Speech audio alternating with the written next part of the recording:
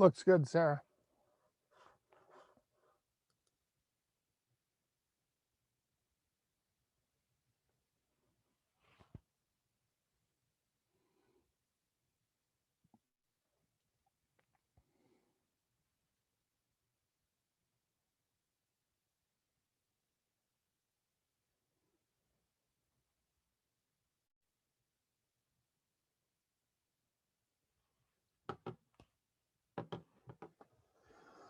Well, the Zoom room is filling up. It's a little before 9 o'clock, and we will be getting started in just a couple minutes with Coffee Hour presented by the Penn State Alumni Association.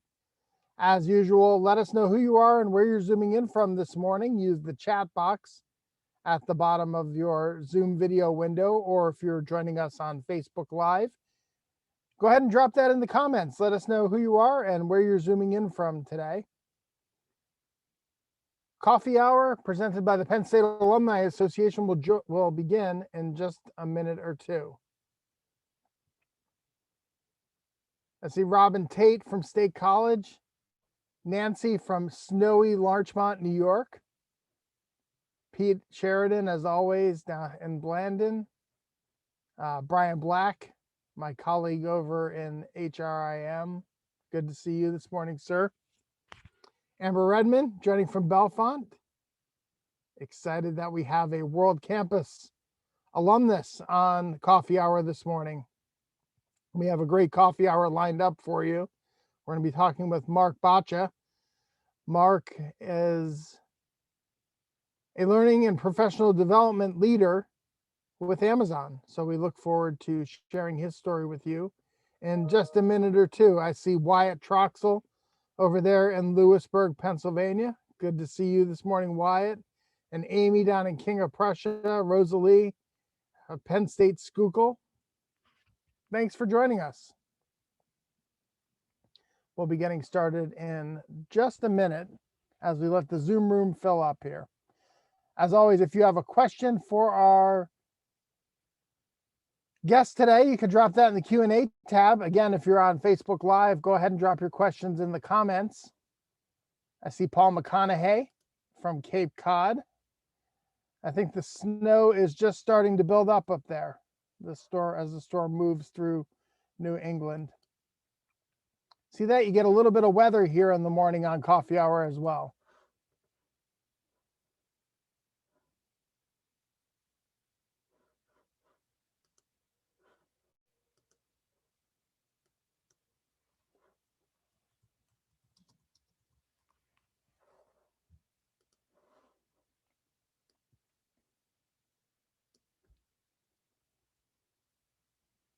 Where else would you rather be than a Zoom full of Penn Staters? I'm Paul Clifford, CEO of the Penn State Alumni Association, and welcome to the association's Coffee Hour. Each week, you can expect to hear the voices of Penn Staters talking about what they are passionate about, and you can expect to feel the pride and the power of the Penn State network. We are recording this session, and closed captions are available for this event. You can find the information in the chat in Zoom or in the comments on Facebook. Before we dive in, I'd like to highlight a special collaboration by some of the colleges and campuses at Penn State, the Cooking Classic. Wednesday evenings, last two take place tonight and next week, so we hope you'll join us for the next edition of the Cooking Classic. Again, tonight, that'll get kicked off around 7 o'clock. You can get more information in the chat box. There's a link in there. So go ahead and find out how you can participate in the Cooking Classic tonight. Also, tomorrow night is the next edition of the Thon Alumni Reunion Series. You can watch these fantastic programs on the Thon Facebook page on Thursday evenings at 7 o'clock. So our guest today is Dr. Mark Boccia. Mark creates award-winning learning and professional development experiences that garner the highest engagement for all levels of talent in the workforce. Working across a global footprint with 3 organizations in the past 23 years, Mark led talented and highly engaged teams, established organizational systems and processes, and implemented workforce learning strategies from line-level employees through the executive suite. Mark presents at conferences around the world and serves on numerous advisory councils and boards. As a company ambassador and expert in learning and development. Please welcome Mark Boccia to Coffee Hour this morning. Mark, how are you? Hi, good morning. How are you? Nice to I'm meet doing you. great. Mark, let's start right at the beginning. How did you become a Penn Stater? Yeah, early entry point. I was Delaware County, which is now Brandywine campus, and was working full time in the restaurant and catering businesses, and enjoyed going to class and working at the same time, and taking the bus from King of Prussia over to Harrisburg and up to State College on weekends, and then transitioned to University Park to finish out my undergraduate up there. Yeah. But that wasn't the only time you became a Penn Stater, right? You continued in graduate studies then later on. The path to Penn State was a little different that time. It was. And then I re-enrolled in Penn State much later, about 10 years later, in World Campus. And so I achieved a master's degree through World Campus, which was a great experience as well. Talk a little bit about those two experiences, maybe comparing and contrasting the face-to-face educational experiences that you've had and the World Campus experience. Yeah, World Campus, but such a different perspective. You're a little bit, in my case, I was a little older and established in the workforce, and the sense of time is very different. Undergraduate, you're enjoying the undergraduate life and the social scene that you're balancing. World Campus, you're balancing life and work priorities, and so it was a great experience to just take one class at a time with really no pressure to hurry up and finish, because I was enjoying it. And that was a big difference that not that I didn't enjoy undergrad, but I really enjoyed focusing on one class, applying it to work without the pressure of, hurry up and get done. So it was really great. It was not a sense that it was easy by any means. It was certainly rigorous, definitely high standards in World Campus. And enjoyed the network of folks that I worked with. And there was a small community of fellow students that we would take classes one semester after the other. Yeah, absolutely. I mentioned to you kind of off camera that I just graduated in 2020 from the World Campus Masters in Higher Education program. And you're absolutely right about time. I know a lot of my class time was between 10 and midnight during the week, trying to get my projects done after being a dad and being a professional was done for the day. And so, but yes, you're exactly right. I think you appreciate it more. I think the relationships you develop with faculty, because you're forced to communicate more, were actually stronger than I recall from my undergraduate experience. I had more contact with faculty members through the master's program than I ever had as an undergraduate. Mark, talk a little bit about your time at Penn State as an undergrad and what you were involved in. Yeah, a few things. So I was part of Alpha Phi Omega, which was a co-ed service fraternity, very social in nature, but also had a service and volunteer slant to the organization. It was pretty large. I had around 300 folks in APIO. And it was a great way of getting off campus. We volunteered in different organizations, going out to Schaefer's Creek, doing environmental cleanup, food banks, Habitat for Humanity. And that was a great way of just getting off campus. But it was a great social atmosphere, and really enjoyed it, made a lot of great friends there. It was part of a lot of housing and food service. So I worked for Penn State for a little bit of time in the dining commons. I was part of the convenience stores that were scattered around campus, and even the little food truck and hot dog wagon that was on campus when the weather was nice. I was one of the folks that was in charge of running those around on campus. I did a TA. I was a teaching assistant for a nutrition class, which was basically a culinary 101 course, up in the Mateer building by Nittany Lion, in the Cafe Laura at the time, was student run. So I was part of a lunchtime workforce, I guess, culinary crew that kept lunch running. And then also it was doing student research as well. So interesting, in my undergraduate years, I worked with Dr. Sarah Parks, who's now retired, but she and I just clicked early on, and I did student research. I conducted surveys, did a lot of literature review work, and contributed to research that the professors were working on. And little did I know that about 19 years later, we would cross paths again, as I included Dr. Parks in my dissertation committee. And so it was really cool to see full circle, almost 2 decades later, how I progressed and we reconnected. Absolutely.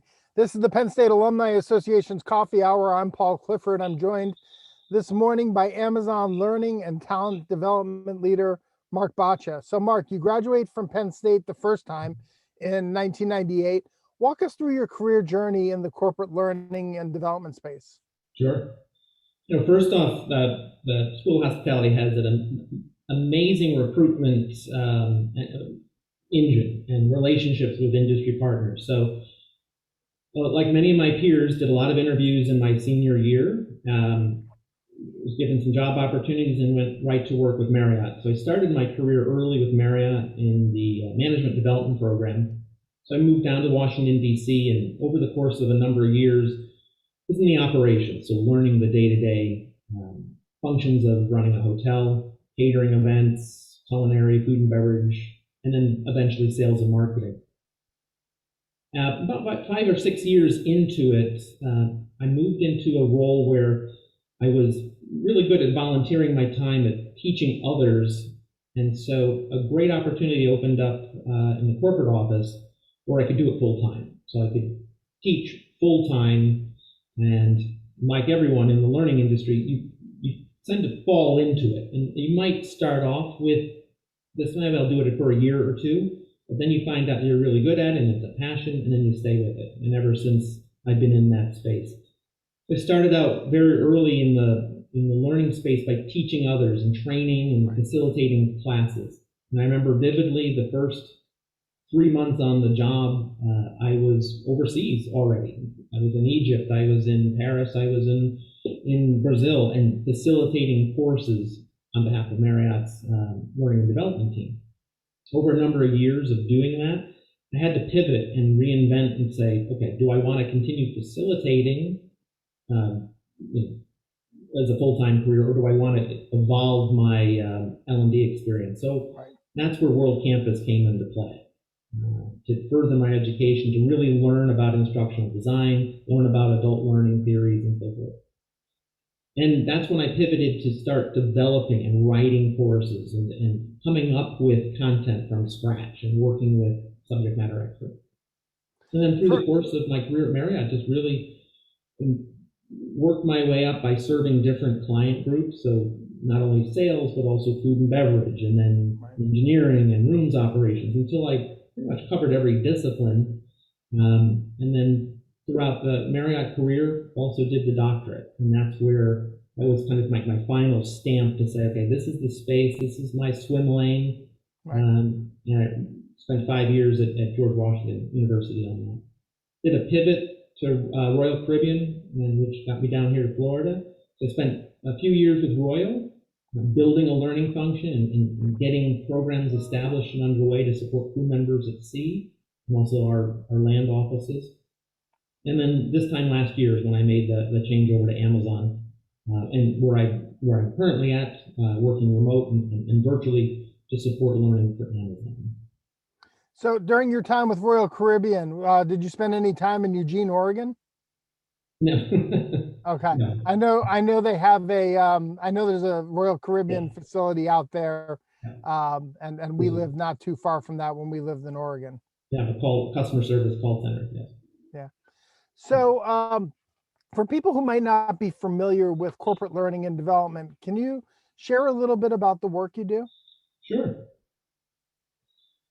So the role really is from end to end, from the moment a candidate accepts a job offer, what does the onboarding experience look like, and how do we really take that to the next step to set them up for success? What are the skills they need to perform in that job? and what the gap areas are. Then as they're performing the work, whether it's an hourly associate or all the way up to a C-level executive, what are they doing in the day-to-day that they need support with, and how do we close any gap areas? And then also paint the picture and kind of chart the path for their ongoing career development. So it's not just onboarding and getting you situated, but what's next. And so different programs that we design and run, whether it's self-paced learning, it's workshops, company-wide conferences, instructor-led classes, and everything in between, my job is really to provide a mix of learning experiences for people so that they continue to grow and evolve their skills. Then if there's, which is most of the case, when there's company initiatives or programs that need to roll out, how do we document it and train it in an effective means of getting that information across an enterprise so that people can learn, apply, and it sticks. And so a lot of my time is spent there working with different business leaders who all have different goals they need to accomplish. And my job is really to help translate deep subject matter expertise and boil it down to the essentials to get people to understand what the initiative is and apply the learning. So there's elements of technical skills training and leadership and management development, and then sometimes just one-off projects that need a little different of a creative spin to it to help communicate the message. Yeah. So walk us through, what does a typical day look like in the life of a corporate learning and development pro like you? So it's a little cliche, but you do wear multiple hats, and you're constantly juggling in a good way. You're supporting different lines of business. So the finance team needs certain programs and certain initiatives. The sales team, the operations team, and as a learning leader, you're sitting at the table with them trying to understand what it is we need to develop, and more or less ask a lot of tough questions to really ascertain, is it a learning initiative or is it simply communication? Can it be handled by other means? And with that, we work with a lot of experts who are deep subject matter experts, and we help understand what their world looks like and translate that. So I'll give you a few examples. So when food and beverage team at Marriott or Royal Caribbean rolls out a new menu concept, we have to train the frontline workers on what that menu concept is, train them on the procedures and skills and so forth.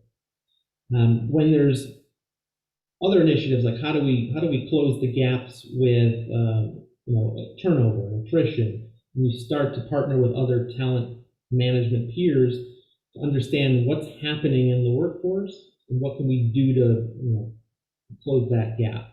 And those are sometimes coaching initiatives, other sorts of ways of engaging employees.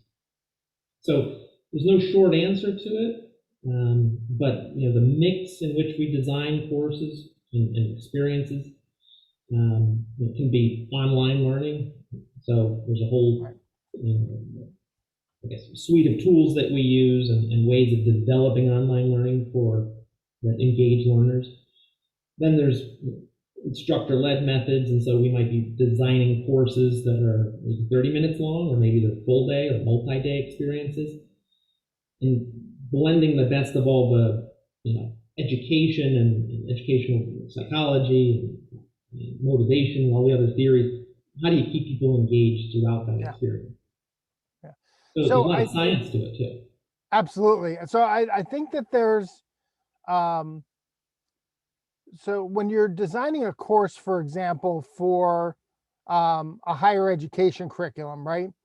Especially for undergraduate higher education, you could pretty much count on your classroom being homogeneous, right? Anywhere from 18 to 22. There may be some outliers, right? But in the traditional higher education environment, that's what you can expect. And then maybe if you're designing for graduate school, it gets a little bit more diverse in terms of different generations of people that might be in that classroom. But they all come with the same prerequisites, right? They've all had the same sort of undergraduate training to put them into that graduate program. When you're a corporate curriculum designer and in the learning space, corporate, you're working with a workforce that is multi-generational, that has numerous different learning styles. How do you tackle that challenge? How do you make what you're doing relevant for, for a company that has upwards of 100,000 employees?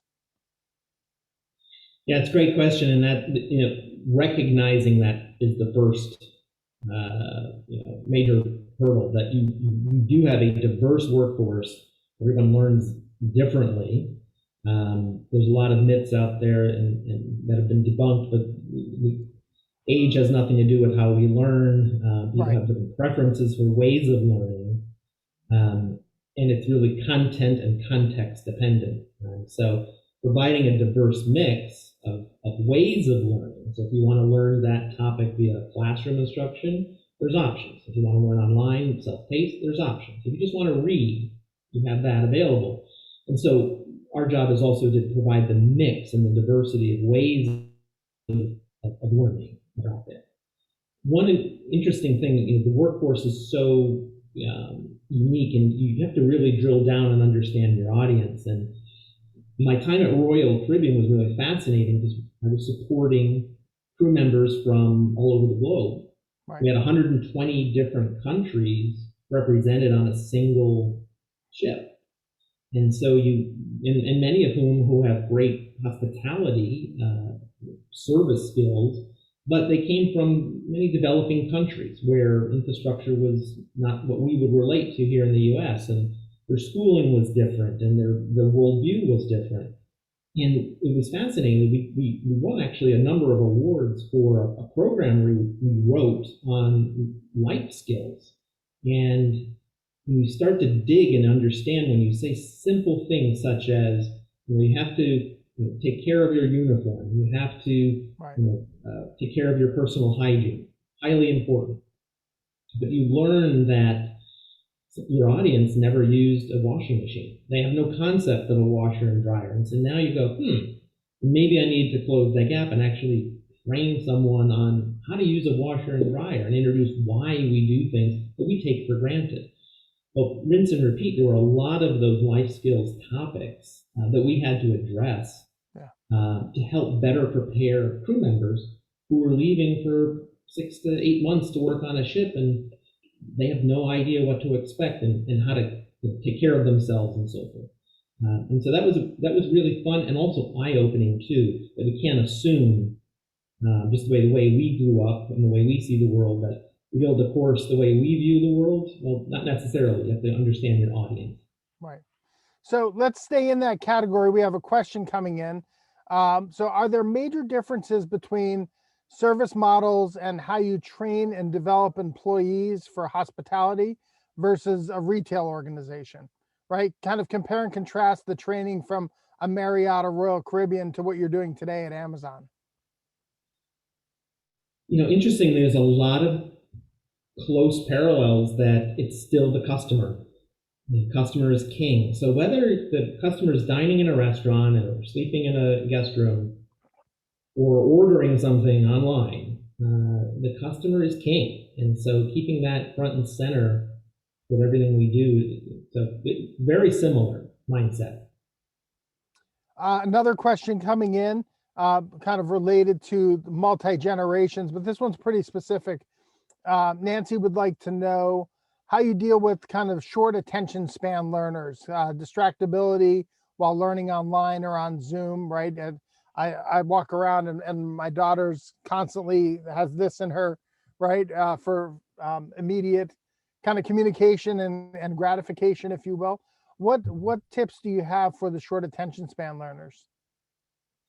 Something I've been working with the past year or so, concept of clickbait, interesting ways of phrasing things to get people's attention. And Instagram does a very good job at it. And I'm guilty of perhaps buying some things online because I clicked and I'm interested and doing the same thing. Let's learn from that world and develop shorter, and we develop shorter video-based or highly graphic-based videos that can be consumed in that 90-second, maybe 3-minute mark to convey the initial information. Now, it's not a replacement for what you would try to accomplish in a full day course. And at the moment, especially with COVID, there's not a lot of full day courses that are out there. And we also know, and we're up against screen fatigue.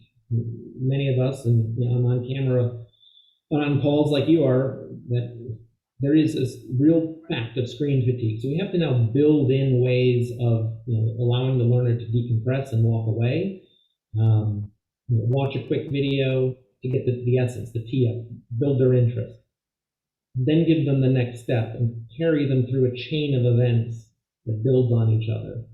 So it's a creative way. We get a lot of fun with it too.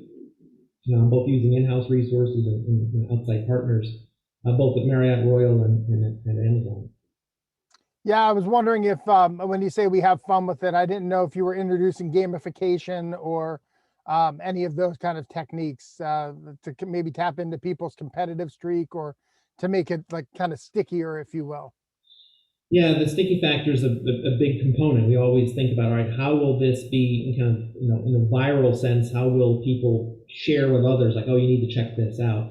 And I would say to that, every organization is different. And culturally. So here at Amazon is very competitive. And so we do collect badges, and that concept wasn't necessarily the case at Marriott. There was a different culture. So badging didn't work, and at the time also was a relatively new concept. But the thing I'm always cautious about, and gamification is one of the terms that are used and talked about, but you have to always ask, okay, is the person who's going through the class, are they really good at playing the game, or are they learning? Right. And so we have to be cautious of how we focus on that. Yeah. Back in March, when the rest of the world was pivoting, I would imagine Amazon was pivoting as well. How has Amazon pivoted learning and development due to the pandemic, and what changes have you made? Well, certainly all of the instructor-led face-to-face courses stopped. And probably safe to say every organization did the same thing. A mass pivot to online learning. Now, online learning existed, but now virtual instructor and led and virtual meetings are now commonplace. Right. I'd say the first few months, like every organization, it probably was a little bit of a pain to adjust to. And we've learned that there needs to be purposeful breaks. We just can't host a 3-hour meeting and expect everyone to be on camera. There needs to be engagement. There needs to be ways of introducing some fun as well.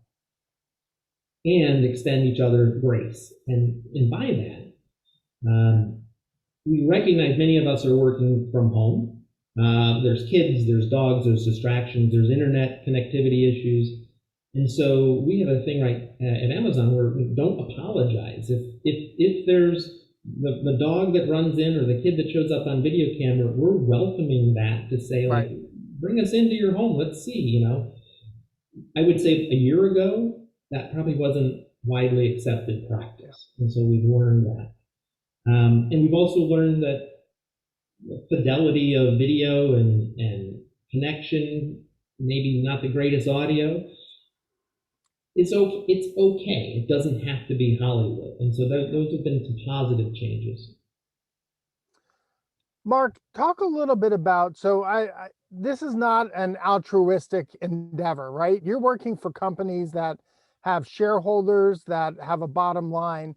So how do you make the case with the C-suite about the value of learning and development? How does it directly contribute to the profitability of the company? Yeah, the quest that we are all on is to measure the results of the work that we do, and I think my success has been with consulting and asking a lot of hard questions and almost pushing other ways of getting the news out or the program initiative out that aren't related to learning. And if we can stop and say, not every initiative requires an L&D intervention. Right. Send a memo. Save the world from another online learning. what are other ways of doing that? And you earn respect because you're not trying to earn points by just racking up more courses that you're designing. And also coming to the table with some creative ideas that haven't been considered, and putting out some ideas that might be on the surface a little, not wildly crazy, but just different ways of thinking about it, really gets their attention, and then they start to listen.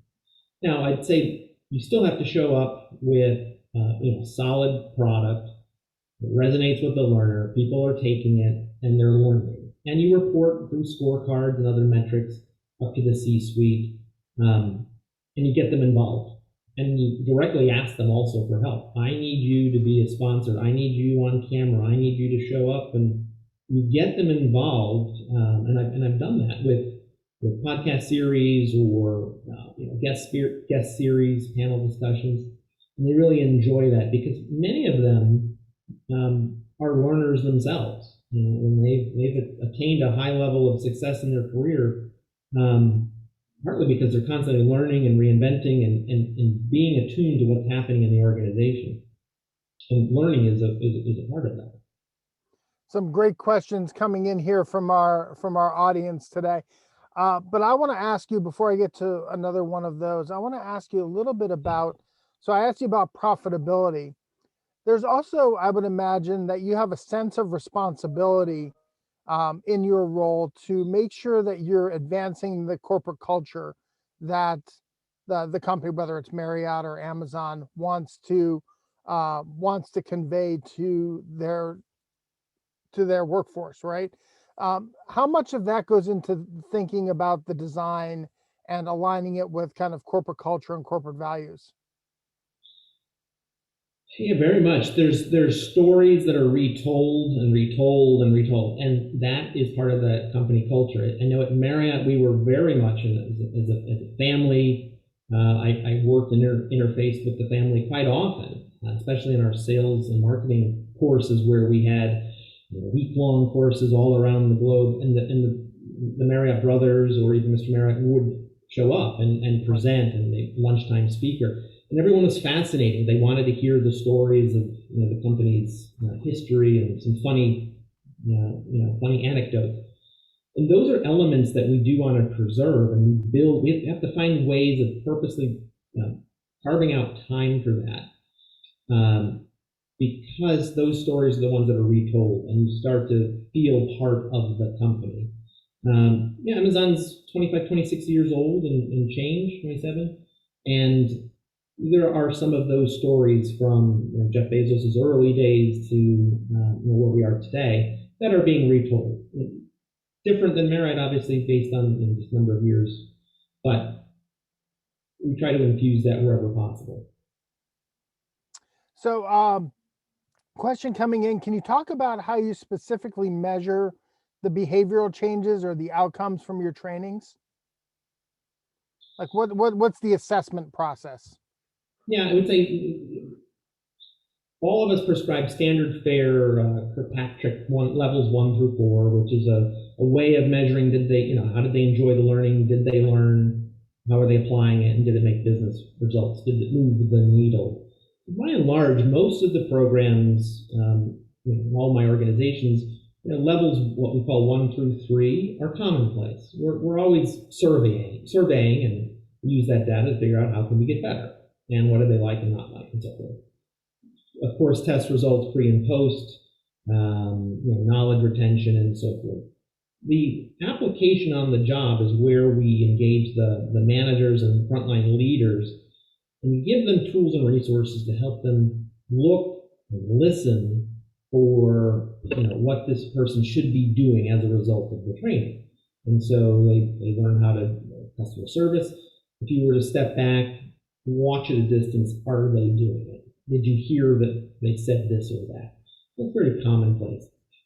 The investment, though, at the highest level, only about 5 or 10% of all programs would you invest the real due diligence and effort, really, to measure if there's a significant return on investment from a financial standpoint and business metric.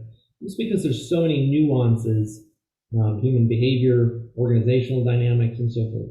that make it something to aspire to, but also very difficult to achieve also. And that is one of the things too, is navigating that conversation with the organization and the organizational leaders, because they'll look at it differently. Folks that are looking at dollars and cents, and others that will appreciate that the human element and understanding that a learning program contributes to the broader good and the betterment of that person. And some of that is just hard to quantify. So as I think about what's going on around us in the world, right? COVID-19 has many people working from home. The incidents of the summer with the murder of George Floyd has brought about the quest for kind of social equity and racial and highlighted racial injustice, right? Have you had to specifically design trainings and workshops and learning experiences around how to be anti-racist, right? Especially in a customer service kind of space, right? What has that journey looked like, and how do you handle when you might not necessarily have the in-house expertise to design something like that? Some of these topics um, are are new for a lot of us, right? And we might not have the expertise to design something to help those around us. How do you all approach that at Amazon? Yeah.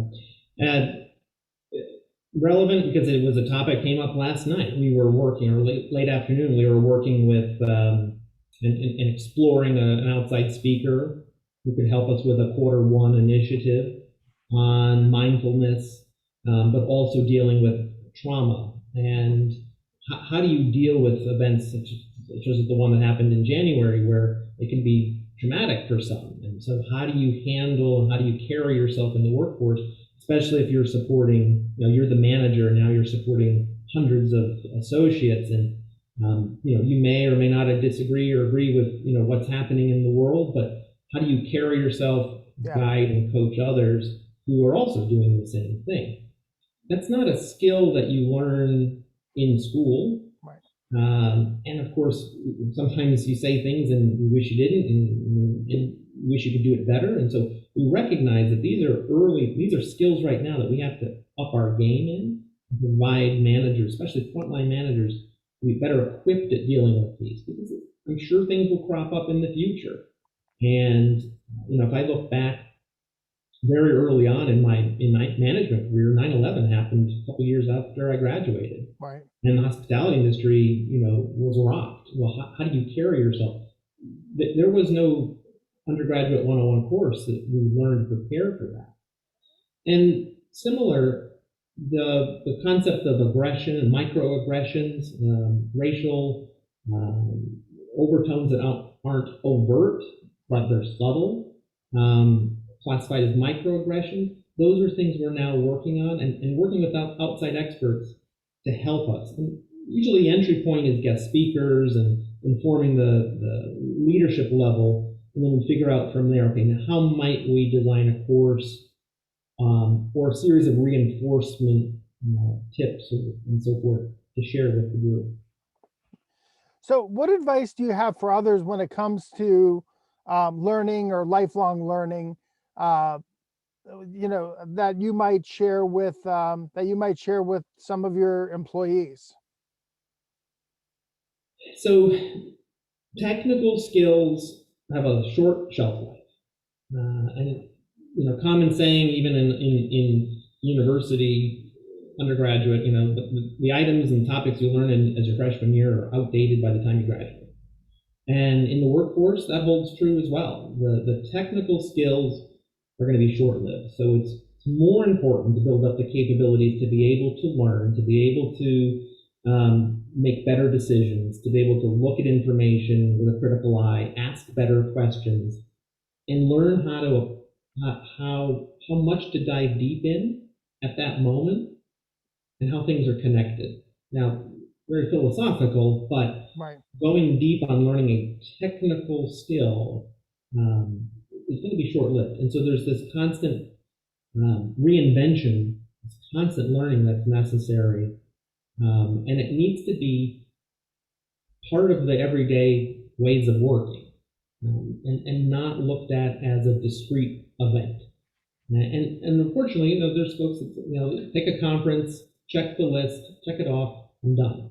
Well, that was a great experience, but how is the learning happening in the day-to-day work that you're doing, in the flow of work? And so that's what the drumbeat that I have, and the soapbox that I get on is that, how do we make learning part and parcel of the work we do every day? So that's that kind of goes to the question Robin has asked here about the workplace is constantly evolving. When you scope design for learning outcomes, what portion of your training teaches to solve for situations, and what portion of your training actually teaches the process of solving problems?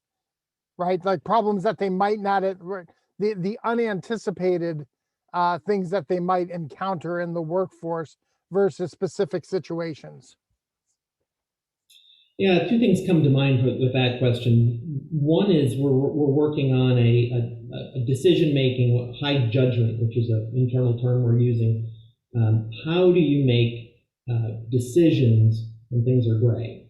There is no playbook that's not a black and white answer. How do you make that judgment call without holding true to a black and white policy?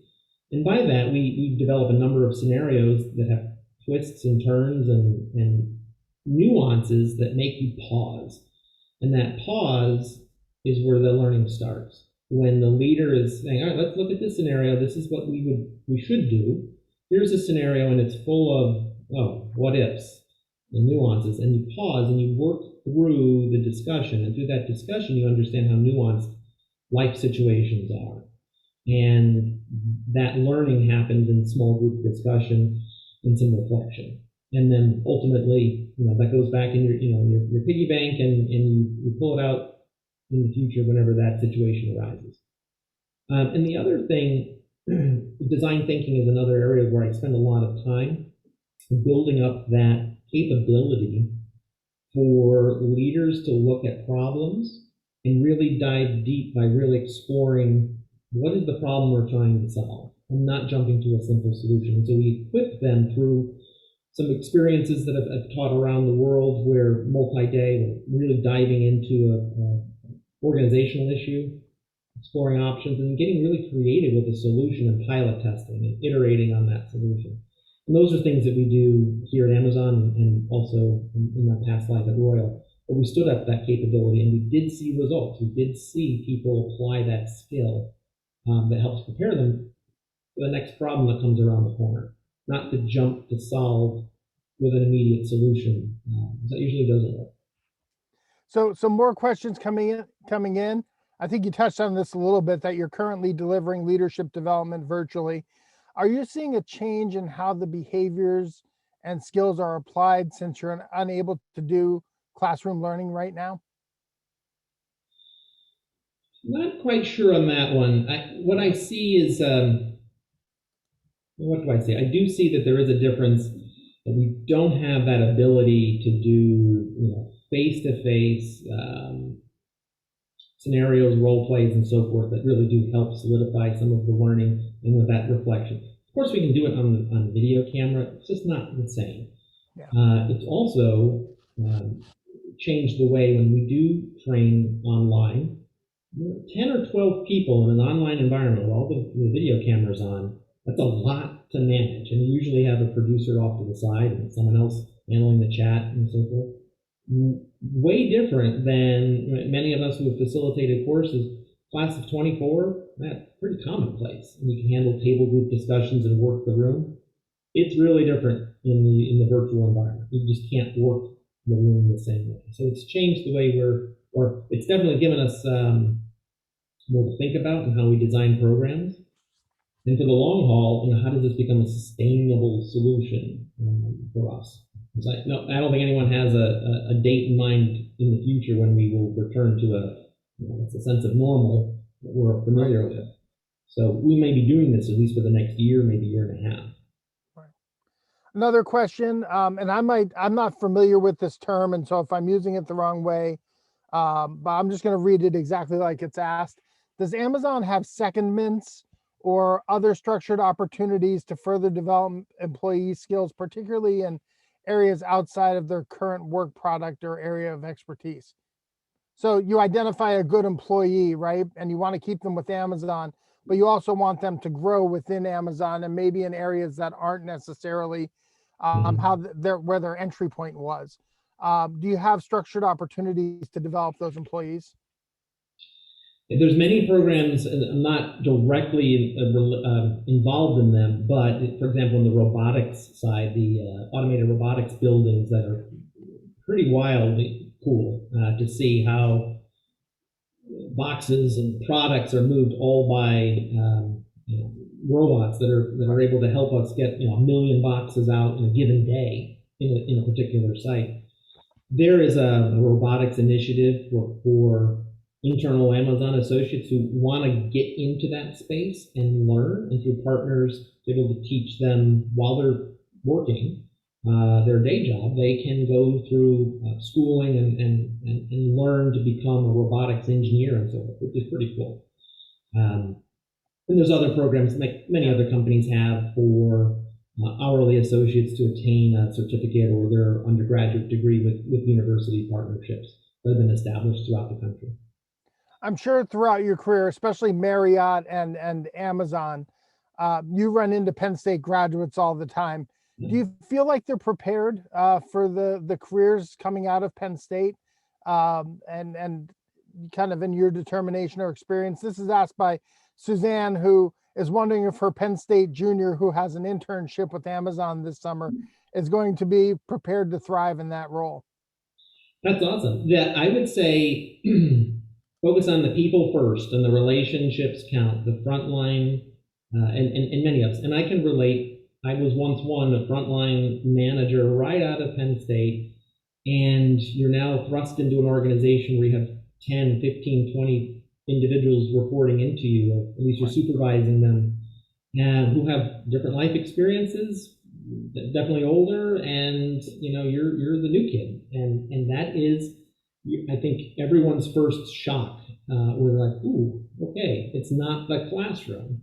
So I would say, you focus on getting to know the people you're working with and empathize with them goes a long, long way. The technical skills will certainly come later and are important, but that relationship with your team is critical. And I think that would be my suggestion to focus on in the undergraduate curriculum to really drive home that point. That's essential for success. So you have an undergraduate degree from Penn State. Mm-hmm. You have an MBA from St. Joe's, came back to Penn State World Campus and got your Master's of Education, and then ultimately your doctorate, your EDD, from George Washington. Yeah. And yet, I'm going to take a guess that your personal learning isn't complete. How do you stay up on the latest trends? Are there podcasts that you listen to, books that you're reading? How do you keep the saw sharp? So I've been keeping Amazon in business as a customer for many, many years, and have acquired a lot of books. And what's behind me is nothing. I have a lot in storage because I'm in the process of moving. But I'm an avid reader, and usually have 6 or 8 different books on different topics, all going at the same time. Just because I'm interested in so many different areas that, a couple chapters here, and then the next day a couple chapters there, but in different areas that I'm interested in. There's certain journals and industry publications that I subscribe to and scan, and just to be aware of what's happening. Of course, professional associations as well. Not at the moment going to conferences, but Right. Those are important, and I've always been a proponent of that. Myself and my teams that I've led, that we do make time for that. You do need to, and even if it comes out of your own pocket, but if you're really dedicated to that profession, finding that right organization to belong to and get involved, just don't show up, but actually get involved, really helps build your network. So constant learning in that respect. I'm not a big podcast person. I think my attention span, I like to, I might listen for 10 minutes and then pivot. And I don't have a commute. So the beauty of working from home, I guess it's a blessing and a curse, but I don't have a commute where I can have 30 minutes of just like listening to a podcast. So Usually when you wake up and have breakfast, it's off to work and it's 10 steps away. Podcasts are a multitask for me. So whenever I go out for my walk, I'm listening to a podcast instead of music for me. This is the Penn State Alumni Association's Coffee Hour. I'm Paul Clifford. I'm joined by Amazon Learning and Talent Development Leader, Mark Boccia.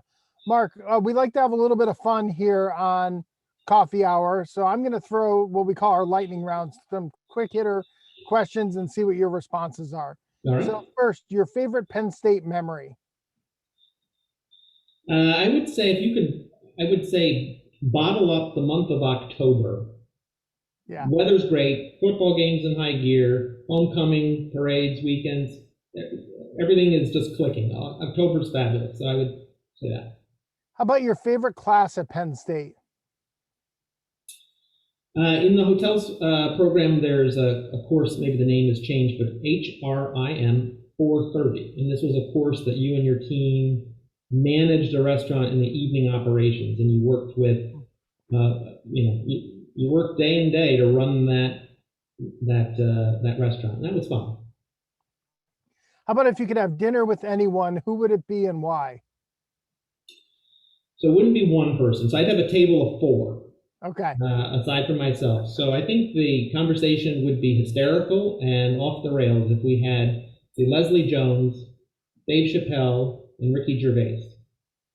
That would be an interesting table. Yes. I'd love to be a fly on the wall in that restaurant. That'd be fun. By the way, you wouldn't say a word in that conversation. No, that would be great. Your most unusual We Are moment. I know you run into Penn Staters all the time. Where was it where it caught you off guard where somebody said "we are," or you ran into a Penn Stater you weren't expecting to? Yeah, I remember I was on a business trip. I was flying out of Washington Dulles, and with some colleagues who were not Penn Staters, but I had a jersey on, and a few others in the waiting area did as well. And the conversation was, what is it with this "we are" and you guys are everywhere? And I said, yeah, actually we are everywhere. Well, 16 or 17 hours later when we landed in Shanghai, I think within the first 5 minutes of walking through the gate in Shanghai, there was a "we are." And I looked and said, yep, see, we are everywhere. That's awesome. Your favorite Penn State sport? You got to go with football, and second would be women's volleyball. Excellent. And actually tonight, the women's volleyball season gets tipped off. Big Ten Network, tune in this evening to watch our women's volleyball team tip off their season, their Big Ten competition. Favorite flavor of creamery ice cream? Gotta go with Death by Chocolate. Death by Chocolate. That is an absolute popular one. Well, Mark, thank you so much for joining us on Coffee Hour. I think we've had more audience interaction with questions on this than any other Coffee Hour that we have done. And so I'm so grateful that you've come on and that you've shared your story and allowed us to share it with fellow Penn Staters. Thank you. You're welcome. Thank you. And for those of you tuning in, thank you so much for joining us on Coffee Hour. If you're a member of the Penn State Alumni Association, thank you for your support. If not, go out to our website at alumni.psu.edu, and you too can become a member of the world's largest alumni association. Thank you for all you do for the university, for the glory, and for the future. We are Penn State.